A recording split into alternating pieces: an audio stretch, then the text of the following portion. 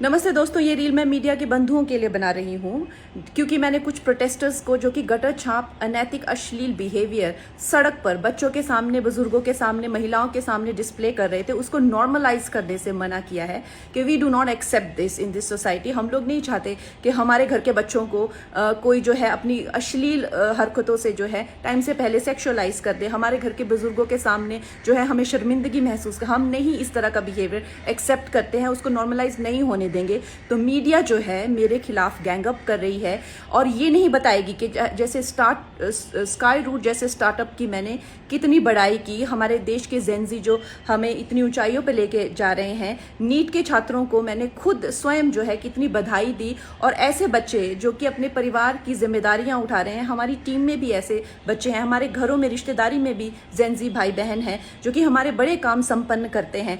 लेकिन कुछ चंद फॉलोअर्स के लिए और चंद कमेंट्स के लिए और कुछ लाइक्स के लिए ये मीडिया वाले इतने ज़्यादा बिक चुके हैं।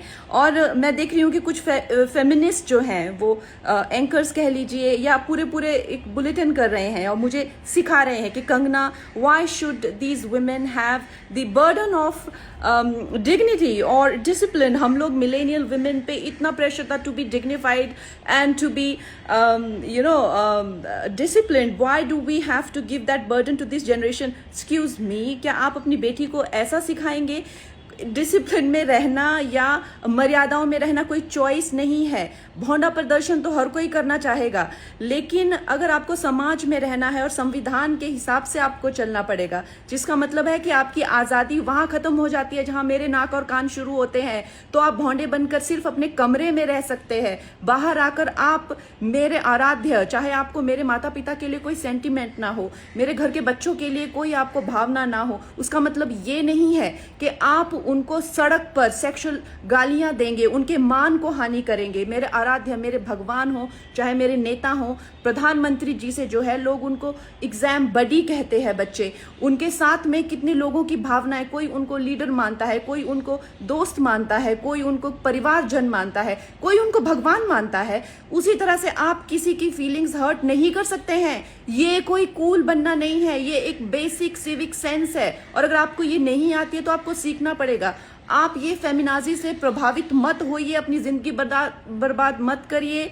इस भौंडेपन को सिर्फ और सिर्फ आप अपने कमरे में डिस्प्ले कर सकते हैं। बाहर जाके आपको मर्यादा में रहना पड़ेगा ना, या आप वर्क प्लेस से निकाल दिए जाओगे। आप कभी भी कोई संबंध, परिवार वाले भी आपको भौंडापन नहीं झेलेंगे, तो आपके सामने एक डेड एंड के सिवाय अंधकार वाली जिंदगी हो जाएगी।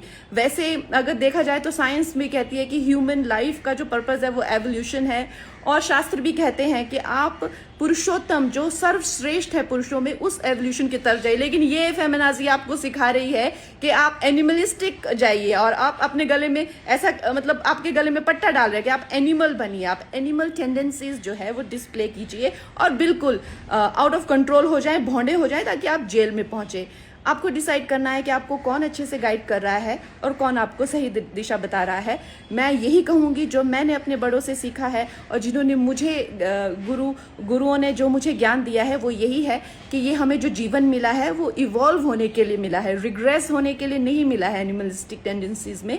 सो आप प्लीज़ इवॉल्व होइए और सबको गुरु पूर्णिमा की बहुत शुभकामनाएं।